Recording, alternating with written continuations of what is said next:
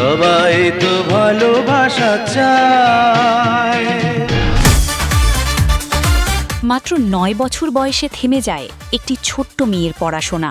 অনেকের জীবন সেখানেই থেমে যেতে পারত, কিন্তু সেই মেয়েটি পরবর্তীতে হয়ে ওঠেন বাংলা চলচ্চিত্রের ইতিহাসের সবচেয়ে সফল অভিনেত্রীদের একজন, যিনি জিতেছেন রেকর্ড 11টি জাতীয় চলচ্চিত্র পুরস্কার, যিনি প্রায় 4 দশক ধরে শাসন করেছেন ঢালিউড। তিনি আর কেউ নন, বাংলা চলচ্চিত্রের বিউটি কুইন, কিংবদন্তি অভিনেত্রী শাবানা। আজকের ভিডিওতে জানবেন তার সংগ্রাম, সাফল্য এবং কিংবদন্তি হয়ে ওঠার পুরো গল্প। আমি তার জন্য কত চেয়ে থাকি। 1952 সালের 15 জুন চট্টগ্রামের রাউজান উপজেলার ডাবুয়া গ্রামে জন্মগ্রহণ করেন আফরোজা সুলতানা রত্না। বাবা ছিলেন ফয়েজ চৌধুরী এবং মা ফজিলাতুন্নেসা। খুব অল্প বয়সেই তার আনুষ্ঠানিক পড়াশোনা বন্ধ হয়ে যায়, কিন্তু ভাগ্য যেন তার জন্য অন্য পাথ বেছে রেখেছিল। মাত্র 10 বছর বয়সে 1962 সালে পরিচালক আজিজুর রহমানের হাত ধরে চলচ্চিত্রে শিশু শিল্পী হিসেবে যাত্রা শুরু করেন। প্রথম অভিনয় করেন এহতেশাম পরিচালিত নতুন সুর সিনেমায়। এরপর কিছুদিন নৃত্যশিল্পী হিসেবেও কাজ করেন। মাত্র 5 বছরের মধ্যেই তিনি নায়িকা হিসেবে আত্মপ্রকাশ করেন। 1967 সালে চকরি সিনেমায় পাকিস্তানি অভিনেতা নাদিমের বিপরীতে অভিনয় করেন। এই সিনেমাতেই পরিচালক তার নাম পরিবর্তন করে রাখেন শাবানা, আর সেই নামই একদিন ইতিহাস হয়ে যায়।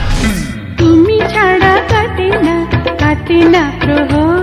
এরপর শুরু হয় এক স্বর্ণালী অধ্যায়। একের পর এক হিট সিনেমা, অসাধারণ অভিনয় আর দর্শকদের অকুণ্ঠ ভালোবাসা। শাবানাকে নিয়ে একটি কথা আজও খুব জনপ্রিয়, সেলাই মেশিন মানেই শাবানা। কারণ তিনি পর্দায় এতবার সংগ্রামী মা, অসহায় স্ত্রী কিংবা স্বামী পরিত্যক্ত নারীর চরিত্রে অভিনয় করেছেন যে সেই চরিত্রগুলো যেন বাস্তবের গল্প হয়ে উঠেছিল। বিশেষ করে সন্তানকে মানুষ করার জন্য সেলাই মেশিনে কাজ করা মায়ের চরিত্রে তার অভিনয় দর্শকদের চোখে জল এনে দিত। এই কারণেই সেলাই মেশিন যেন শাবানার অভিনয় জীবনের এক প্রতীক হয়ে ওঠে। তুমি ছাড়া কাটে না প্রহর। শুধু অভিনয় নয়, প্রযোজক হিসেবেও ছিলেন সফল। 1979 সালে নিজের প্রতিষ্ঠান SS প্রোডাকশনস থেকে নির্মাণ করেন মাটির ঘর। ছবিতে অভিনয় করেন রাজ্জাক এবং শাবানা।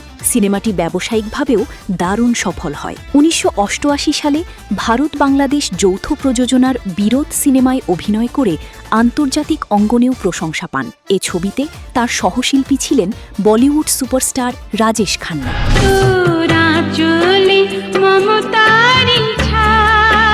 ব্যক্তিগত জীবনে 1974 সালে তিনি বিয়ে করেন সরকারি কর্মকর্তা ও ব্যবসায়ী ওয়াহিদ সাদিককে। তাদের সংসারে 2 মেয়ে এবং 1 ছেলে রয়েছে। অভিনয়ের স্বীকৃতি হিসেবে শাবানা অর্জন করেন একের পর এক সম্মাননা।